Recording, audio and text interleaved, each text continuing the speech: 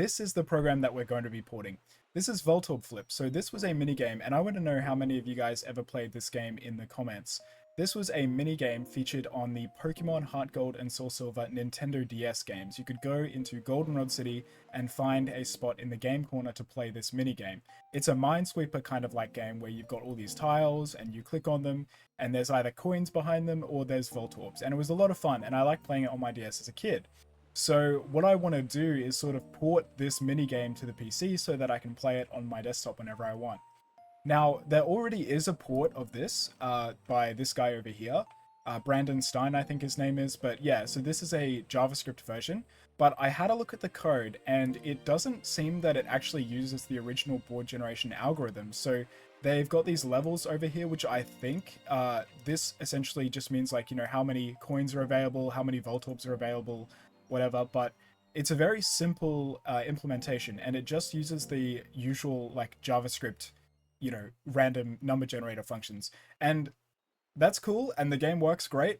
But for me personally, I don't think that's good enough for, you know, what I was wanting, which is a pretty much full original logic port of the board generation algorithm. So that brings us to our next thing, which is this page right here is the GitHub decompilation of Pokemon Heartgold and Soulsilver.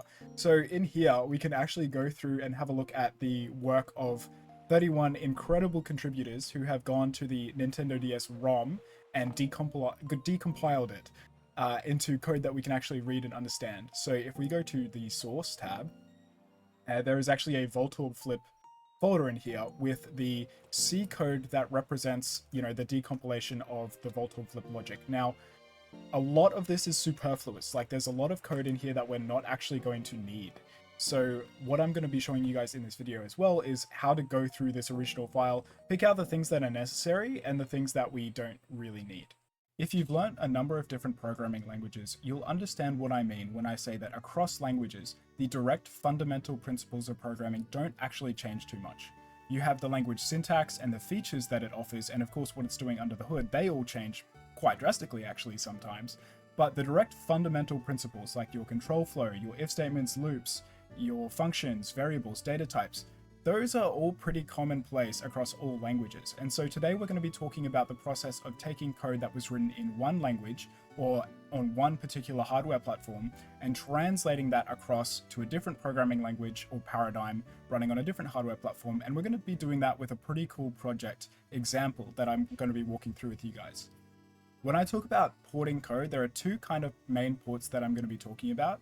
There's a logic port and a feature port. And I don't think these are any official terms, I just kind of use them because they make sense to me.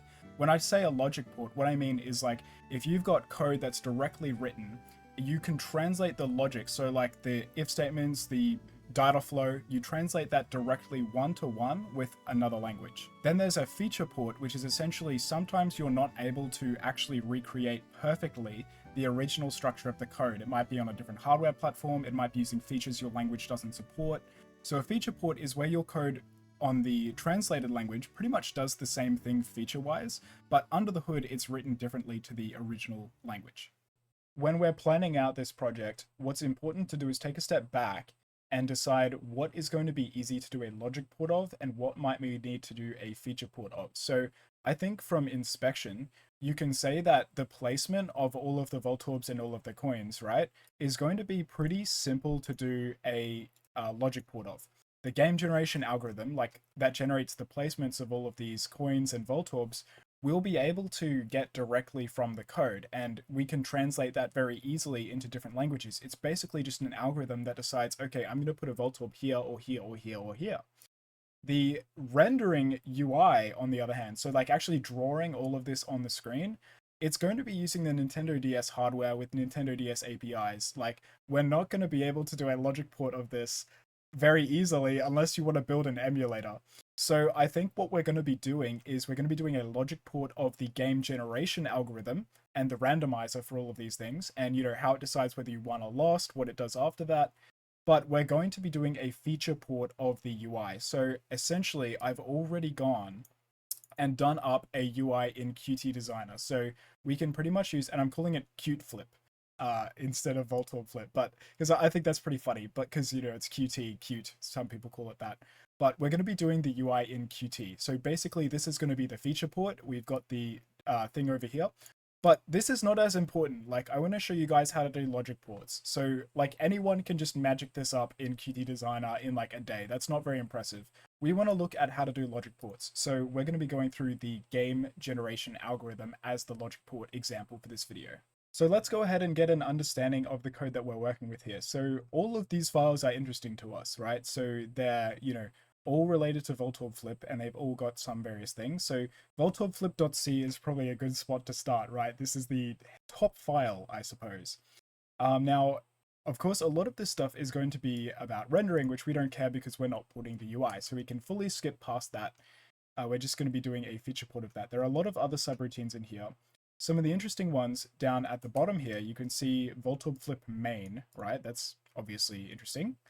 And Voltorb Flip init. Now, I would suggest this is probably a very interesting function for us because if there was a spot to decide where all of the things would be placed, I guess it would be in Voltorb Flip init. So based on the state here, which I suppose we want to start with state 0, we can see that this subroutine is called. Now, of course, the decompilation is not finished, so some of these subroutines are not going to have very meaningful names. But if we go ahead and have a look at this, we'll be able to see what it does. So obviously we don't care about the graphics stuff. Create the heap, that's allocating a spot in memory for us probably for the game. So this is good because we're setting up these initial parameters, and somewhere around here they'll be initializing the game. Probably in one of these, a create game state. Oh, look at that. That's an interesting function call, isn't it? So I'm pretty much being greedy here. So when you're looking through these bits of code, of course, these random subroutines could be very interesting, and there's a lot of them, so they might be doing things in the background, but you want to be a bit greedy with it and say, like, if there's something obvious here that is exactly what I'm looking for, let me check that out first, and then we'll come back to that if we need to. So create game state is probably a good function to use. Now, you can see here, it's defined in Voltorb Flip game.c, which is this file down here. So let's go ahead and have a look at that, and we'll be able to see what happens. Oh no, create game state does like nothing. See, like it just allocates size from the heap and then pretty much doesn't do anything. So that kind of sucks. But let's have a look through the adjacent functions in here and see if there's anything interesting. So this is a very interesting function, new board. That is pretty much exactly what we are looking for, right? Like you can say select board ID, generate board. That's a very interesting function. And here's what I say when I'm being greedy. So like if I was to do this like properly or, go through the data flow exactly, I would go right back to where this function was called and keep trying to map things out. But I'm seeing right here, this is exactly what I'm looking for. Like this function here is doing exactly what I'm looking for. So let's have a look at some of these functions here. We're going to do select board. Oh, this is perfect. Look. So we get a random number, we get the next level for the game, and then we're going to do things depending on the board distribution, which we'll figure out later. But that's like, make a mental note of this and we'll come back to it later. That is a very, very good function for us to find. Generate board. That is another very interesting function for us. So if we have a look at this generate board function, this right here, we see we find this integer. So number of Voltorbs, I suppose, number of 2s, number of 3s. These are the coins that you can get. They're based on these board IDs. So that is very interesting. And then you can see here, we loop through every tile and we place the card on the board. So right here, we found points of interest. And these points of interest, we're going to be translating into our Python code. We've identified some good algorithms of interest. Now we want to look at the data structures that this game is using. So as you can see here, the generate board algorithm takes in this game state struct. So if we have a look at this, this is actually defined in voltorbflipgame.h, and you'll see it has all of these particular fields. Now let's think about the one-to-one mappings that we can do in Python to sort of recreate this, which is our source language being C, our target language being Python. Of course, C is not an object-oriented language, but you can sort of do pseudo object orientation with structs. Now, in Python, you can represent a struct as a class because they have the same sort of base things. Like, you know, you've got struct attributes, you've got class attributes. You can have methods like generate board that, well, pseudo methods in C because they're not directly assigned, but you can do those as direct methods in Python classes. So we're going to be creating a game state class that basically looks to do the same thing as this one here. And then we will go and run our ported algorithm on that. So let's begin making this class. Okay, so we're just going to write this class pretty much one-to-one, right? So we do a game state class. It's Python, obviously, so we'll give it an init method. Now, the first field here, card is another struct, so we'll go ahead and have a look at that to see what it is. But for now, we'll just do self.cards, which is going to be this. This is a list of lists. So I'm going to represent this like this. In Python, of course, you don't have to do static assignments like in C, but for this here where we've got a list of lists, I'll just initialize this list with 5 lists. Wow, tongue twister. But for like, you know, points per col, I'm not going to bother. We'll do the same thing, so points per row, this, and Voltorbs. I'll just cut to when this is done, honestly. I pretty much just did this one-to-one, copied, and then I've got these two that I also did up here. So round summary is, of course, just another struct that I did in the exact same way. Round outcome is slightly different. So it was an enum in C, and you can do the equivalent thing in Python kind of like this, right? So we've got a class-based enum type beat. And, you know, this enum would just go from 0, 1, 2, 3. So we can literally just represent that exactly like this. And when we want to use that, we can just do round outcome.none. So it is essentially acting as this enum over here. Let's now write this algorithm. So we're going to do select board ID first. Now you can see the first thing it does here is grab a couple of random numbers. I will eventually do Mersenne Twister random implementation as they've done here. But for now, in order to get us off the ground, we'll just do a regular, you know, random implementation. So I'll do a placeholder to basically do the exact same thing as this, except, you know, we're going to be replacing this with a proper Mersenne Twister implementation later on. This is kind of just a placeholder to get us really off the ground. In order to implement that other function, we are first going to have to implement this one because it is a direct function call. Essentially, if you guys are familiar with depth first search as an algorithm, we're kind of doing that with all of these function calls. So obviously this is dependent on this level at least as well.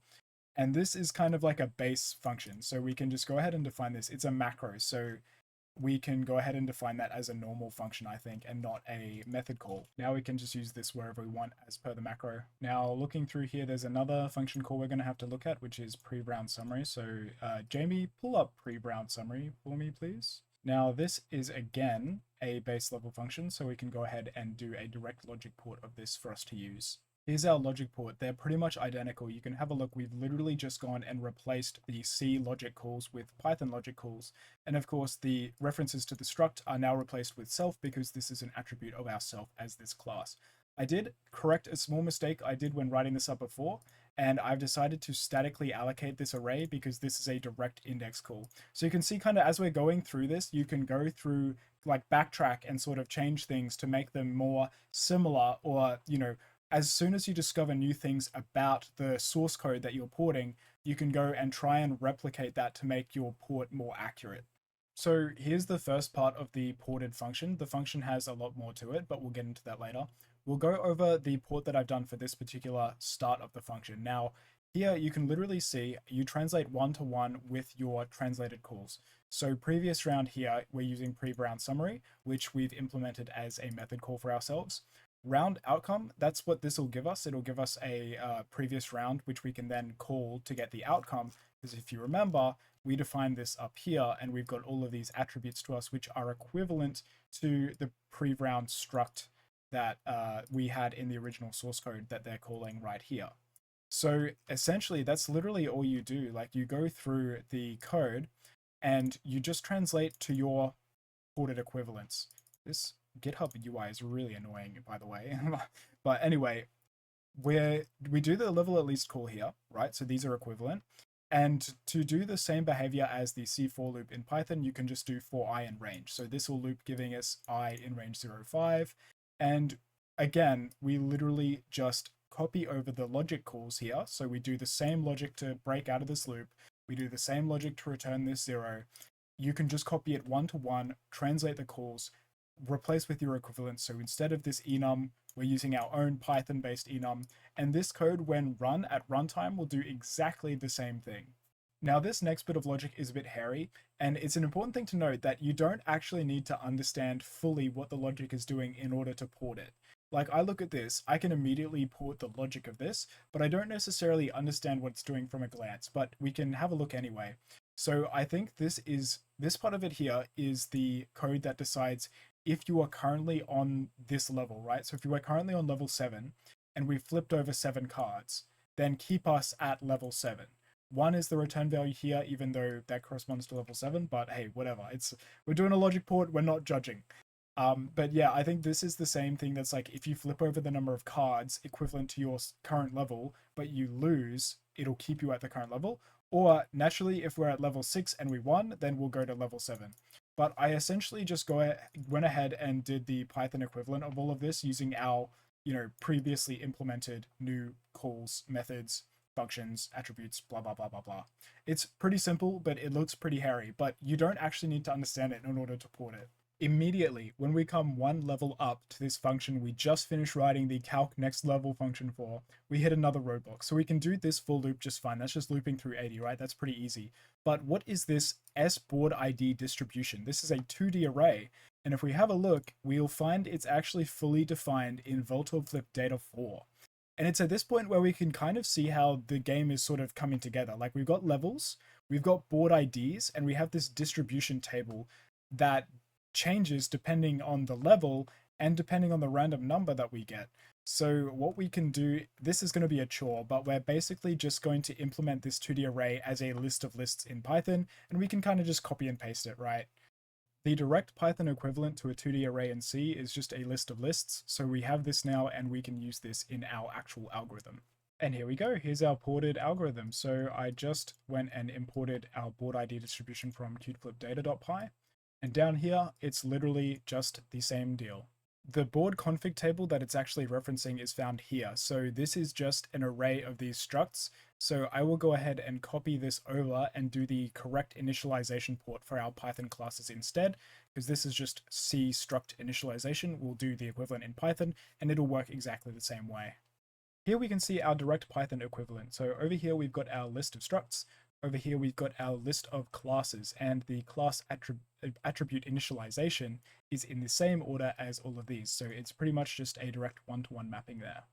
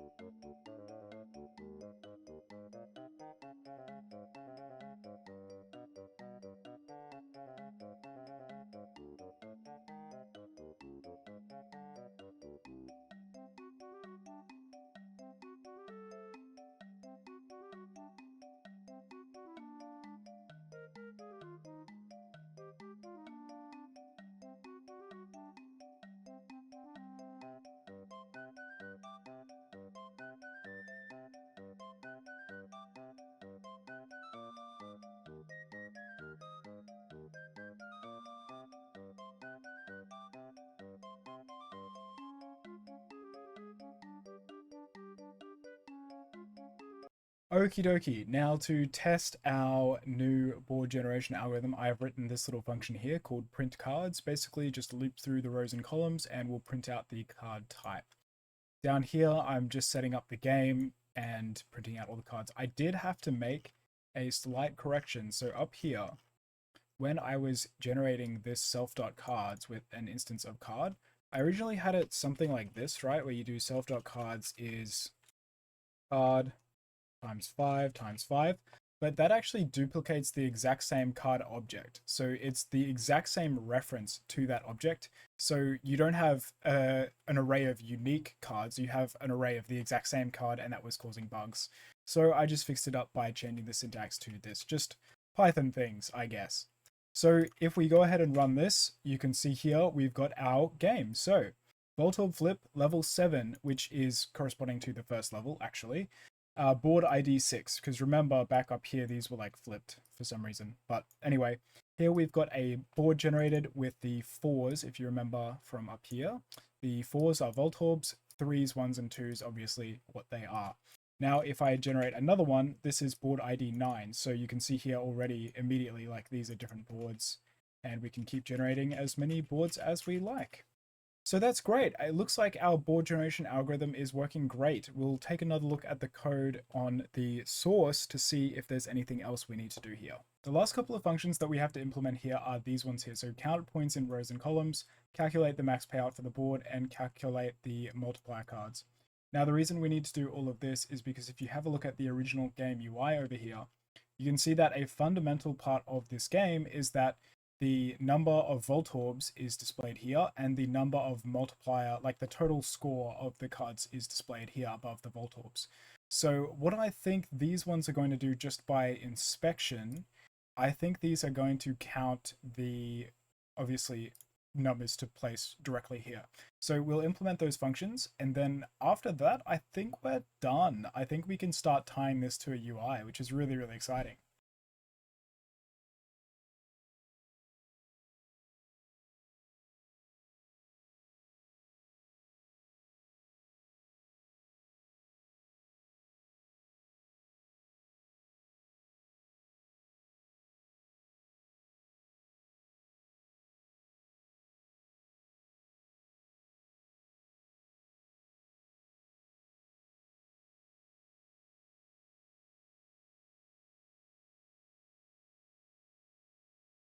I went ahead and did some mining off camera, and this is what we've come up with for the moment.